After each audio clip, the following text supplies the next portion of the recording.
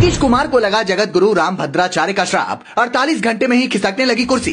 जगत गुरु की बात जैसे भगवान ने सीधी सुनी हो, जो कहा था अगले ही पल होने लगा सब। महिलाओं का अपमान नीतीश को पड़ेगा भारी, मुश्किल में डाल देगी एक संत से गद्दारी। कहते हैं कभी भी अहंकार में किसी संत का श्राप मत लेना, नहीं तो गद्दी जाते और बर्बाद होते वक्त नहीं लगेगा। ऋषि के श्राप से तो यमराज भी नहीं बच पाए थे, तो ये राजनेता किस खेत की मूली हैं। याद कीजिए करपात्री महाराज ने इंदिरा गांधी को श्राप दिया तो क्या हुआ।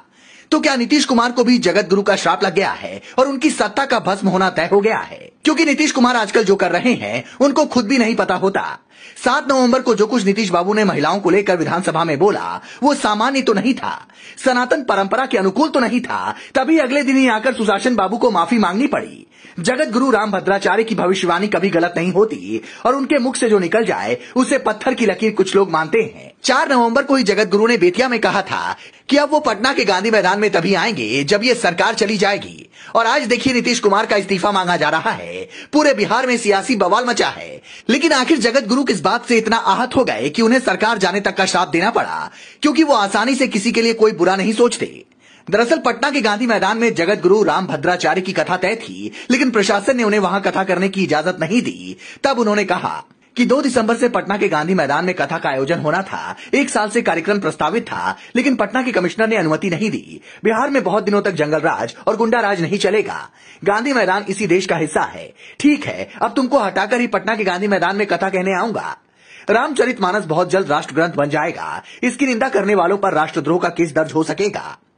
जाति विहीन सनातन वैदिक हिंदू धर्म का मैं समर्थक हूँ और जो भी रामकृष्ण को मानता है वो हिंदू मेरे लिए पूज्य है। जो लोग जगत गुरु को नहीं जानते हैं उनके लिए बता दें कि इन्हीं के सबूत देने के बाद कोर्ट ने राम मंदिर के पक्ष में फैसला सुनाया था। वो देख नहीं सकते हैं, लेकिन पूरी रामचरितमानस उनको कंठस्थ है। पीएम मोदी से लेकर सीएम योगी तक उनका बड़ा सम्मान करते हैं, लेकिन बिहार की सरकार ने उनका सम्मान नहीं किया। पहले से तय कथा के लिए इजाजत देने से इनकार कर दिया।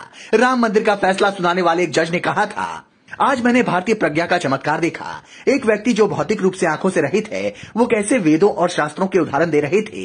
ये ईश्वरीय शक्ति नहीं तो और क्या है। दरअसल जगत गुरु रामभद्राचार्य जब 2 महीने के थे तभी उनकी आंखों की रोशनी चली गई, लेकिन उन्होंने कभी हार नहीं मानी। आज वो 22 भाषाओं का ज्ञान रखते हैं, 80 ग्रंथों की रचना कर चुके हैं। उन्हें सरकार पद्म विभूषण से सम्मानित कर चुकी है।